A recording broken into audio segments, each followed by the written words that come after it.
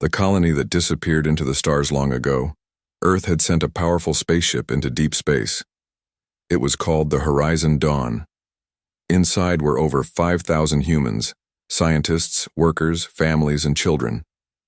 Their mission was to find a new world far away, where humans could live. But one day, while traveling near a strange blue star, something terrible happened. A wormhole, a swirling hole in space, opened in front of them. It wasn't supposed to be there. The ship was pulled in before the captain could stop it. Then, silence. The Horizon Dawn vanished. Earth waited. Days turned to years. No signal, no voice, no clue. People thought the ship had been destroyed, but they were wrong. 70 years later, in a dark corner of space, a research vessel called Scout 9 picked up something strange. A soft signal, like a heartbeat in the void. The message was old and broken, but one word was clear: alive. Commander Lex Carter stood on the bridge of Scout 9. He narrowed his eyes. "Check the source," he said. "It's coming from Sector Z49, replied his officer. "That's near the ghost system. No one lives there." Lex's heart raced. That system had a dead sun, no planets, no life. But now, a signal? He gave the order. "Set course. Let's find out who's calling." When Scout 9 arrived, they saw it. An artificial ring around a large asteroid. It was huge. Metallic. Towers stood tall. Lights blinked. There were farms, buildings, even moving ships. It wasn't just a signal. It was a city. A human city. But it didn't look fully human anymore. Lex and his team landed near the outer edge of the city. Strange drones floated nearby, watching them silently. A group came to greet them. Tall figures, with glowing eyes, cloaks, and smooth, odd-colored skin, but they spoke English. "Welcome to New Horizon," one said. Lex was shocked. "Who are you?" "We are the children of the Horizon Dawn," the figure replied. "Your lost colony." Inside the city, Lex saw more wonders. Giant trees that grew crystals, animals with feathers and scales, children with silver hair and glowing veins. The people looked human, but also different. Some had alien features, extra fingers, different eye colors, skin tones Earth had never seen. "What happened here?" Lex asked. An elder named Mira explained. "When our ship fell through the wormhole, we ended up near this dead star. Engines were gone. Food ran low. We thought we would die. But then, they found us." "Aliens?" Lex asked. Mira nodded. 3 alien species lived nearby. They had been enemies before. But they helped us, gave us medicine, seeds, shelter, and slowly, we learned to live together. Lex looked around. "But the people..." Mira looked at a small girl playing nearby. She had human eyes, but glowing, lines on her cheeks. "Over time," Mira said, "we became more than friends. We became one people. Some humans fell in love with aliens. Children were born. Generations passed. We are not like you anymore, Commander, but we are still human. Just a new kind." That night, Lex recorded a message to Earth. This colony survived. But they're not just survivors. They've changed. They are a mix of human and alien. A new life form, born from struggle and unity. "I don't know what Earth will think, but one thing is clear." He paused, watching the strange stars above. "They are not lost. They are home." But far above the stars, in a hidden ship, someone else was watching. A cold voice whispered, "So, the blood has mixed." The screen showed a picture of the child with glowing veins. "Prepare the fleet," the voice said. "We must cleanse the mistake." They had to adapt. Or die. The first days after the crash were pure fear. The Horizon Dawn had landed hard on the surface of a broken, lifeless planet near the blue star. The ship was cracked. The food was running out. The oxygen machines were weak. And outside, the wind howled like a scream. Captain Mira Vale, then only a young officer, took charge after their leaders died in the crash. She gathered what little power was left and turned the cargo bay into a shelter for the survivors. But one thing was clear. If they stayed inside, they would die slowly. If they stepped out, they would die quickly. And yet, they stepped out. The air burned their lungs. The soil was poisonous. The sky never showed the sun, only storm clouds. But humans are stubborn. They learned to build domes from scrap metal. They filtered the air with old tech and pure will. And they hunted the strange beasts that crawled in the dark. One of them was called a dralisk, long neck, 6 legs, glowing mouth. It killed 2 colonists on the first night. But the humans learned its weakness, sound. Loud noise made it flee. So they used music to fight monsters. On the 7th night, the sky tore open. Ships came down, not human. Everyone grabbed weapons. But the aliens didn't fire. They stood there and stared. One of them stepped forward. His face was long, his skin a deep violet. He had 4 eyes, and he knelt. "We heard your screams," he said in a voice like thunder. "We came to help." The aliens called themselves the Jirani.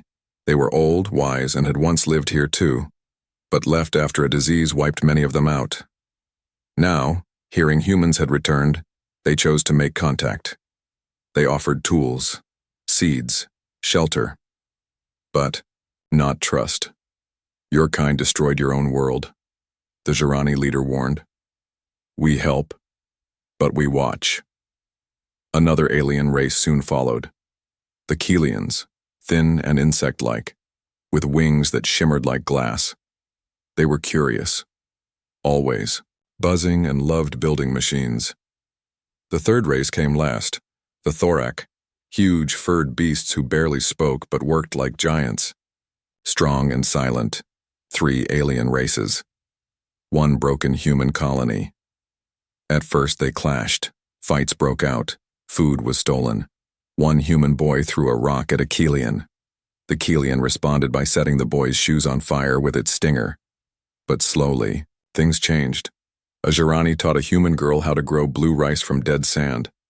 A Thorak held up a falling dome during a storm to save human children, and a Keelian drone repaired an old Earth engine no one had touched in years. Soon, humans and aliens weren't just helping. They were living together, sharing fires, telling stories, even falling in love.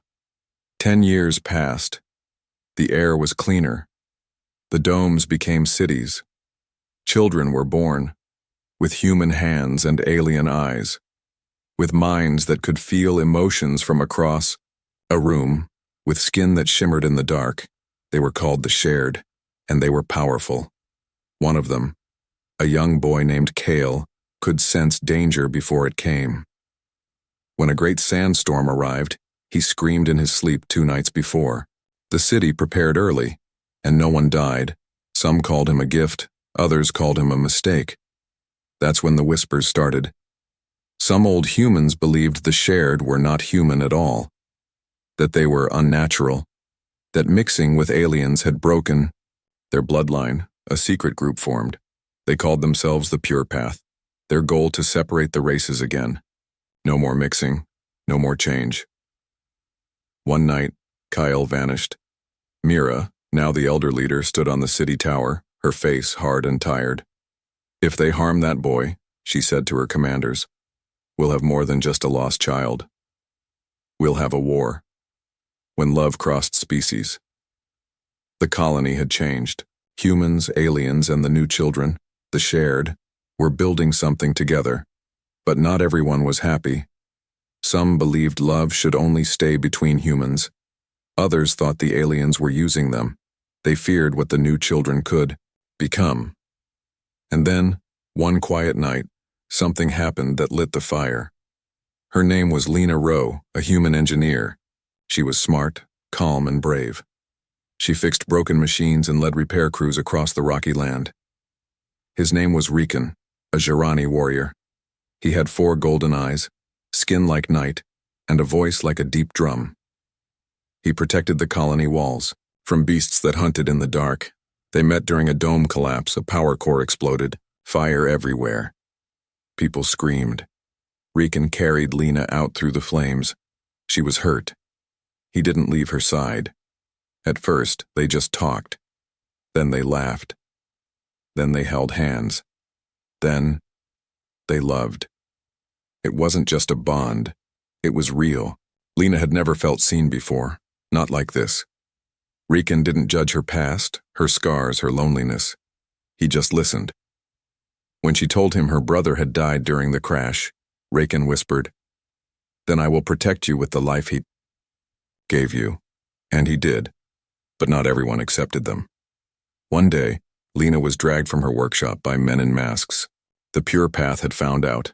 They called her names, they threw rocks. Riken arrived just in time. He took the blow meant for her. His blood hit the dirt, and still, he stood tall. Mira ordered their arrest, but Pure Path had already vanished into the wilds. That night, Riken sat silently holding a bloodied cloth. "I do not understand your kind," he said. "You love, you build, but you fear change so deeply." Lena knelt beside him. "They don't understand what we are," she said, "but we'll show them." A month later, a new shock spread through the colony. Lena was pregnant, the first child ever born from a human and a Jirani. Mira stood before the council. "We must decide now," she said. "Do we honor this new life, or do we let fear rule us?" One of the council members, an old Earth colonel, stood slowly. "This is not a human child." "And it is not an alien child either," Mira answered. "It is both, and it is ours." Outside the city, the Pure Path was planning something deadly. Their leader, a former colonist named Harlan Red, held a cracked photo of Earth in one hand and a detonator in the other. "This colony is sick," he said, "and we're the cure." He pointed at the map. "Start with the hospital, the mother and the unborn thing. We erase them first." Back in the colony, Riken placed his hand gently over Lena's growing belly. "Will they accept her?" he asked. Lena smiled faintly. "She's not here to be accepted," she said. "She's here to change everything." But outside in the shadows, the bomb was already ticking. The alien who called a human mother. The baby was born during a power blackout. Lightning split the sky. Sirens wailed in the distance. The hospital dome shook as thunder rolled across the land. And in the small, dim room, lit only by a single emergency lamp, Lena screamed. Riken held her hand tightly. His alien skin shimmered with heat. He had fought monsters, storms, and betrayal, but now he was afraid. Would the baby be safe? Would Lena survive? Would the world outside accept a child that was part human, part alien? Then a cry filled the room. Soft, high new. The doctor stepped back, trembling. "It's a girl." Everyone waited. Would she look human, alien, or something else? The baby had pale skin, but it sparkled with silver. Her eyes were deep purple. Her fingers glowed faintly. She looked so small, yet powerful. Lena whispered, "Her name is Arya." But outside, Harlan Red and the Pure Path had already planted the bomb. It was buried below the hospital dome. Set to blow in 1 hour. A small shared boy named Tovi, who swept the dome floors, found something blinking in a crack in the wall. He didn't know what it was, but he felt it was bad. Very bad. He touched it, and suddenly, his mind filled with pictures, fire, screams, Lena holding Arya, Riken running. He gasped. Tovi ran. His tiny feet slapped the metal floor. He burst into Mira's command center. "Bomb!" he shouted. "Hospital! Baby! Now!" The guards didn't believe him until Mira knelt and looked into his glowing eyes. "You saw it?" she asked. Tovi nodded. Clear as sky. Mira activated full lockdown. Evacuation drones sped toward the hospital. Riken sensed danger before the sirens even blared. He picked Lena up, baby in her arms, and ran. Just as they reached the top of the hill, boom! The dome exploded. Flames roared. Smoke reached the sky. But Lena and Arya were safe. Barely. Later that night, Riken sat alone in the rubble. His hands bled. His chest heaved. He had almost lost everything. And for what? Because their love was different. In the central square, Mira addressed the people. "No more hiding," she said. "No more fear. We cannot fight the future. It has already arrived in the arms of a mother and the cry of a child." She turned to Lena, who stepped forward with Arya. The people stared. Some backed away. But one small alien child walked up and touched Arya's foot. "She smells like stars," the child said. Then others came, one by one. Soon the crowd circled around her, not to harm, but to see. And when Arya opened her glowing eyes, something moved through the air. A warm hum, silent voice, and every person there, human, alien, or shared, felt the same thing. Hope. Far away, in the wastelands, Harlan Red watched the news feed. He crushed the screen with his hand. "They're falling for it," he hissed. "But when the girl grows, they'll see. She's not hope. She's a weapon." He looked to the sky. "And I'll be ready." Outcasts build a new nation. Arya survived. But everything changed.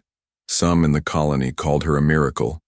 Others whispered she was a danger. The attack on the hospital had left scars, not just on walls but in hearts. Mira tried to hold the colony together, but fear was stronger than hope. And in the end, hope was forced to leave. Lena, Riken, Arya, and dozens of shared families were told to move. "We must protect the peace," the council said. But it wasn't about peace, it was about fear. Fear of a child whose eyes glowed in the dark. Fear of the future. So the outcasts walked into the wilds. No roads, no map, just broken rocks, howling winds, and silence. But they walked. They walked until they found an old mining valley. Forgotten, full of rusted metal and cracked stone. It wasn't much, but it was free. They called it Harmada. It meant home from dust in the Jirani tongue. They built with scraps, melted old machines into walls, used alien seeds to grow food. They dug deep for clean water. They shared everything. No currency, no ranks, just family. Arya grew fast. By age 5, she could lift stones twice her size. She could calm beasts with a touch. When she was near, the sky seemed brighter, but sometimes, when she was alone, the ground would hum, a power deep inside her, strange and growing. One day, while clearing rubble, Arya found something half buried in the sand. A smooth black pillar, tall, ancient, not human, not alien, just waiting. When she touched it, her eyes turned silver, symbols lit up on the surface. A map glowed in the air, systems, stars, names long forgotten. The shared gathered. "What is it?" they asked. Riken stepped forward. "It's a message," he said quietly. "From something older than us all." Far away, in the original colony, panic spread. Mira watched the data from a stolen drone. The child activated something alien, a scientist warned. "We don't know what it will do." The council held an emergency vote. They labeled Harmada a rogue settlement and ordered it to be erased. But Harmada had changed too. They were no longer weak. They had built walls from alien steel, trained with Keelian warriors, forged weapons with thorac fire, and most of all, they had unity. They were human. They were alien. They were shared. And they were ready. Arya stood at the top of the tower that night, wind brushing her silver hair. "They're coming, aren't they?" she asked. Reckon stood beside her. "Yes." Lena placed a hand on her shoulder. "But we're not running." Arya nodded. Her fingers touched the ancient pillar again, and it began to glow, brighter than ever. Below their feet, in the deepest part of the earth, something awakened. A war between the old and the new. The warning came at dawn. 3 sleek ships flew above Armada, silent, silver, and marked with the old human flag. A voice echoed across the skies. "This is Earth Colony Command. You are, in violation of Unity Protocol 7, surrender the hybrid child or face removal." They called Arya a violation, not a girl, not a citizen, just a mistake to erase. Mira watched from her tower in the old colony, her hands shaking. She hadn't sent the warships. The new Earth Command had arrived last week, cold, distant, full of rules and clean boots. They didn't understand what had happened here. They only saw threats. In Armada, Arya stood quietly, staring at the ships. "Why do they hate me?" she asked. Lena knelt beside her, brushing her glowing hair. "Because you're something new," she whispered. "And some people only love the past." Arya looked up at the sky. "Then maybe the past needs to end." That night, Armada prepared for war. They had no army, but they had courage. Kelian flyers buzzed above. Thoric warriors sharpened giant blades. Human engineers readied EMP traps and pulse cannons. Even children helped, fixing shields, carrying messages, hiding food in the caves. This was their home. They would not give it up. Inside the city, Arya returned to the black pillar. It hummed louder now. She reached out, and this time it spoke, not with words, but with visions, flashes of an ancient war, alien empires, stars collapsing, beings made of light, and in the middle of it all, a girl with silver eyes just like her. The pillar unlocked. From the ground, a massive hidden chamber opened beneath Armada. Inside, a sleeping ship, not human, not Kelian, not Jirani, older than all. It had no engines, no buttons, only a seat. Arya stepped inside. The ship came to life. Back in the colony, Mira tried to stop the war. She met with Earth Command's general. "She's a child," she shouted. "She's a weapon," the general replied. "They're building an army." Mira slammed her fist. "They're building a future." But the decision was made. At first light, Armada would burn. The next morning, Earth's warships lowered, their weapons charged. Armada's people stood together, afraid but strong. Then, the sky changed. Clouds swirled, wind roared, and from below the cliffs, a ship of light rose into the air, silent, majestic, alive. Arya stood in the center, eyes glowing, hands open. She didn't fire, she didn't speak, she simply was, and the warships stopped. Their power failed. Their lights died. The Earth fleet, paralyzed. Arya spoke at last, not through speakers, but directly into every mind. "I do not want war, but I will not hide. You fear the new, I am the new. And I forgive you." Then she powered down the ancient ship and waited. Would Earth fire anyway? They didn't. They left. No apologies, no message, just silence. But Armada stood tall. And Arya, she was no longer just a child. She was a symbol, yet in the ruins of a distant moon. The pure path gathered again. Harlan Red's voice echoed through the dark. "Let Earth back away. Let the colony worship her. We'll strike from below." He raised a hand, metal fingers glowing with stolen tech. "We're not done. Humanity, rewritten." The people of Armada were healing. The battle had passed. The sky was calm again, but deep underground, where the ancient machines slept, something stirred, and far away, in the shadows of a broken moon, Harlan Red was ready to finish what he started. He had stolen alien weapons. He had built an army of followers who believed the lie. Hybrids are poison. The girl is not human. This world belongs to the pure, and now he had one last plan. Arya felt it before anyone else. A deep cold, a pressure in her chest. "Something's coming," she said. Lena looked up from planting new flowers near the school. "Another ship?" Arya shook her head. "No. Something worse. That night the ground shook. A black missile broke the clouds and crashed into the valley. From the fire, they rose. Tall metal soldiers, eyes red, voices like broken glass. Behind them walked Harlan Red, his body half machine, his heart long dead. "This is the final cleansing," he said, pointing at Arya. "She rewrote the code of our kind. I will erase her." But Harmata did not run. Thorax shield bearers formed the front line. Keelian flyers dove from the sky. Human warriors stood back to back with shared youth. This was no longer just a colony. It was a family, and family fights together. 3. Battle shook the stars. Harlan's machines were strong, but Arya was stronger. She didn't fight with weapons. She fought with light. From her palms, a golden pulse spread, disabling enemy circuits, healing wounds, lifting broken steel.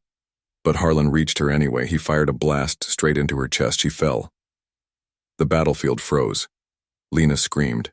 The wind stopped. Then, something unbelievable happened. Arya rose again, glowing, floating, but her voice was calm. "I am not your weapon. I am not your fear. I am every choice we made to survive." And she didn't strike back. She reached out to Harlan, to the man buried under metal and hate. "You can still change. Even now." For a second, his eyes blinked, a tremble in his fingers, a crack in his mask. But hate dies hard. He lifted his weapon, and Arya closed her eyes. Before he could fire, Tovi, the little shared boy from the hospital, leapt forward, with nothing but a tool in his hand. He knocked the weapon away, and Harlan fell. Not in flames, not by force, but from the weight of his own choices. It was over. The machines powered down. The field fell silent, and Harmata stood, alive. Months passed. The Earth Council visited at last, not with war but with words. They saw the cities, the children, the peace, and they realized the truth. This was humanity too. Mira retired. Lena became ambassador. Riken trained young defenders. And Arya, she became a teacher, not of math or war, but of unity, of love, of light. And on the edge of the valley, carved into stone, stood new words. "We are not what we were, we are what we chose to become. Human, alien, shared. We are one.